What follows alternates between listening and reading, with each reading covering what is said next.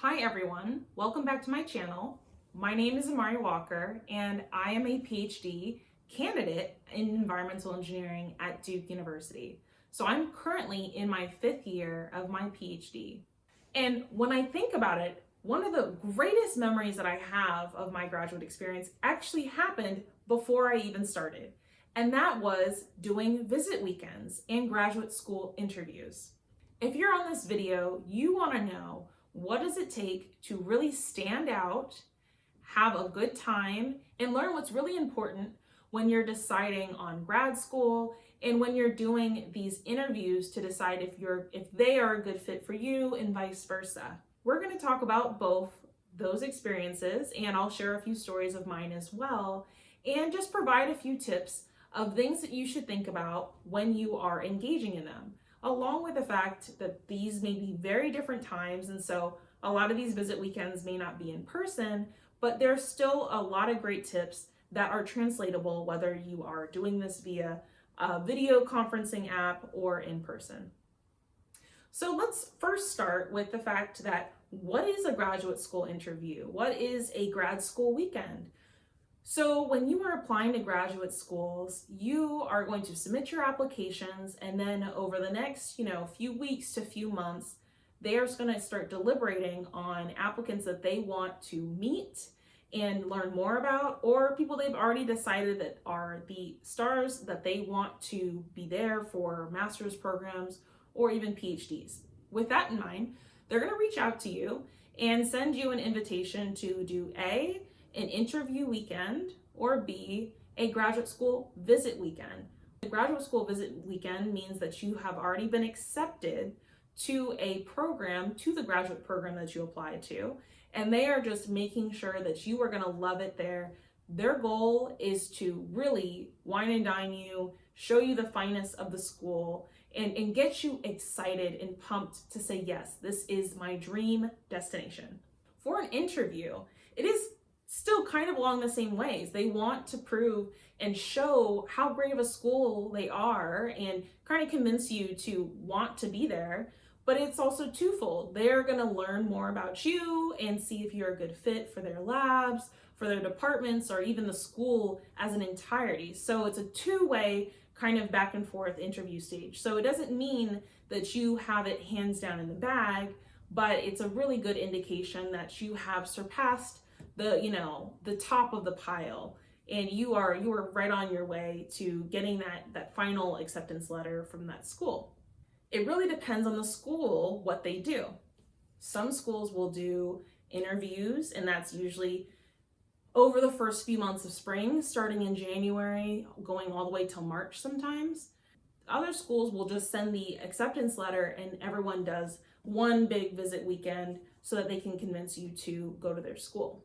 I have done a variety of both visit weekends and interview weekends, and I have to say that they are still all pretty similar, but I think I felt a little bit more nervous going to the interview weekend. So the only school that actually I did an interview with was at Duke University, and that was a very, very interesting time, a very interesting story, and I'll probably save that for later to talk about.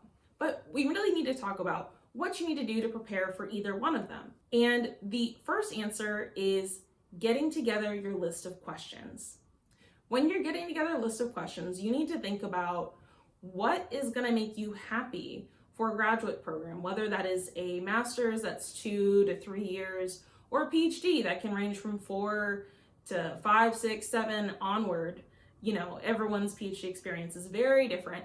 So not going to worry about timeline as far as that's concerned, but you're going to be in a PhD program for quite a bit of time, and you need to know what are the things that are going to help you excel in that program and make sure that you have opportunities for when you finish in the areas that you're most interested in.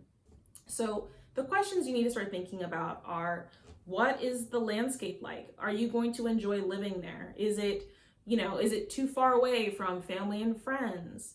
Are there things to do that you truly enjoy in that area? Do you need a big city feel, or are you okay with a college town?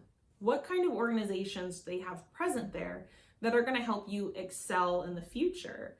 And are there opportunities for you to, create your own classrooms, build your own companies, get a little bit more creative as far as like creating your own research projects for larger collaborations.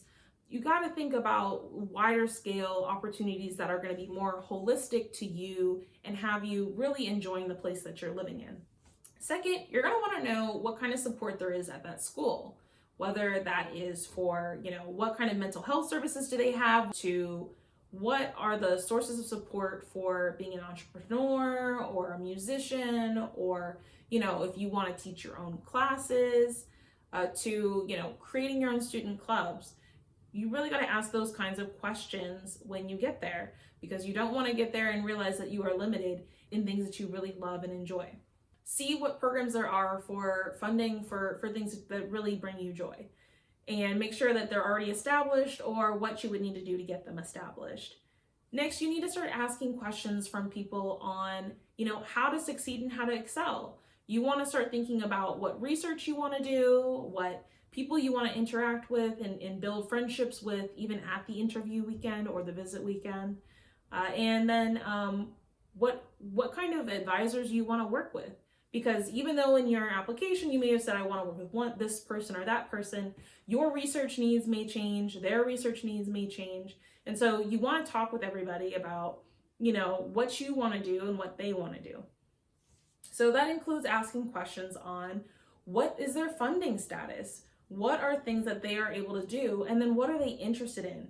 You don't really want to do a bunch of projects that they're not as engaged with if you have a faculty member as your advisor, because then you may not get as much of it just may not be as a fair situation for you or for them. You want to make sure that this is a two-way relationship where they're really engaged and you're really engaged in the work that you're doing.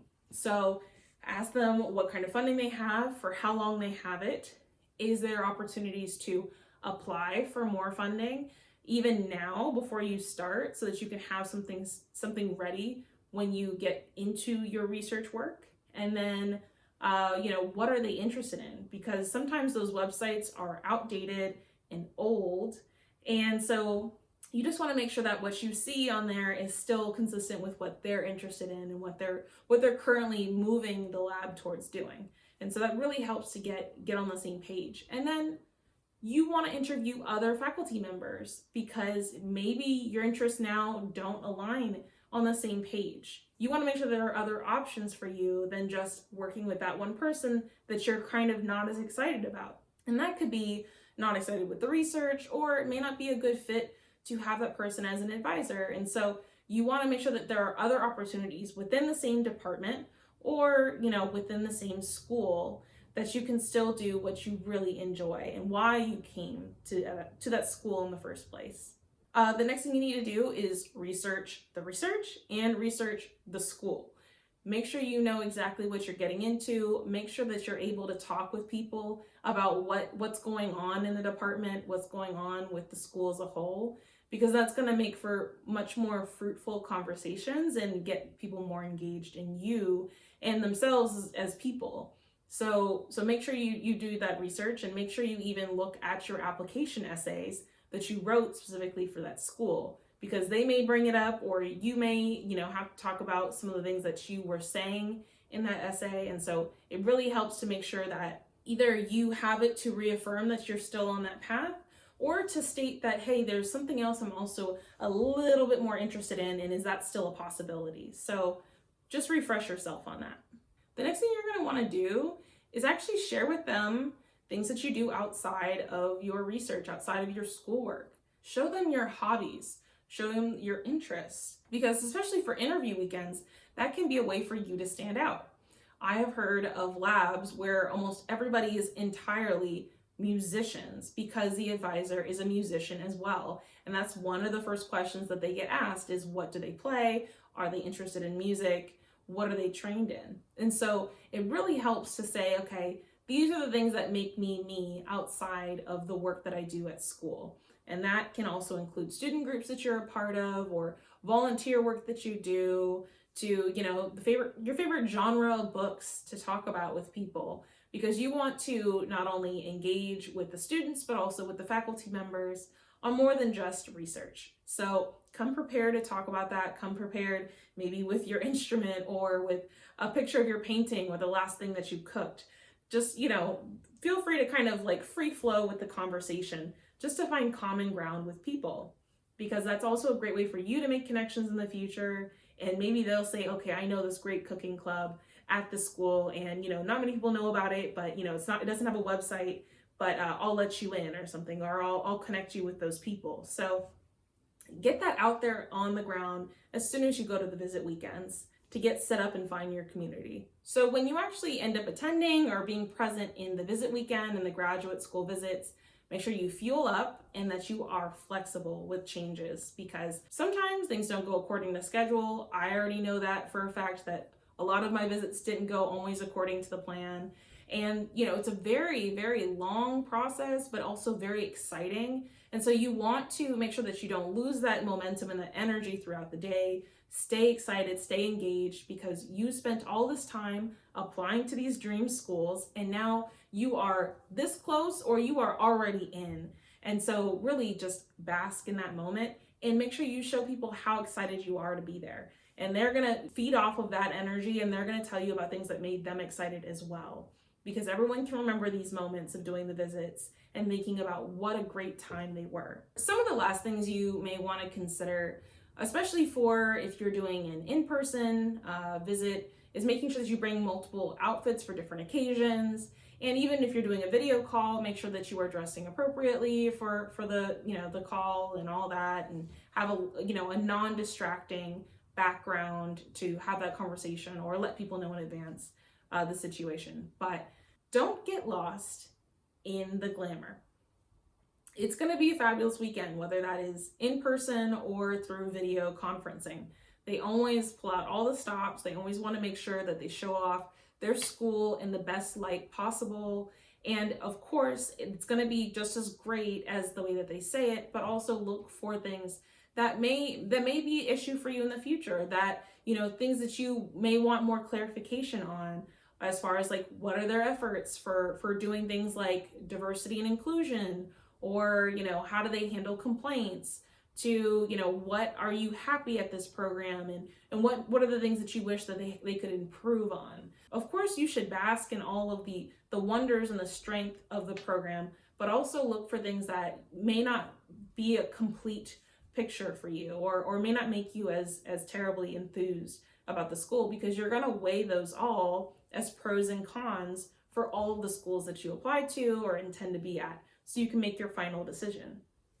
Including funding for research opportunities or startups or clubs and organizations, to funding for your actual stipend to live on, or tuition, to health insurance, and even funding to go to conferences or do trainings, even internships or externships. You want to know all of those things ahead of time, and you don't want to get lost in how fabulous the school is and not get those details. Either way, it's going to be an amazing process, and I wish you the best of luck on your interviews and your weekends, and congratulations for making it. You did it. You put in the work and you were there. If you have any questions about the kinds of questions you want to put together, or some of the things that you are not sure you should ask or you're hesitant about, leave them in a comment or reach out to me through social media, and we can talk about it. And don't forget to leave a like on this video and subscribe to my channel. Thank you so much for watching, and I'd be happy to chat with you more about what it's like to be an environmental engineer and a PhD candidate.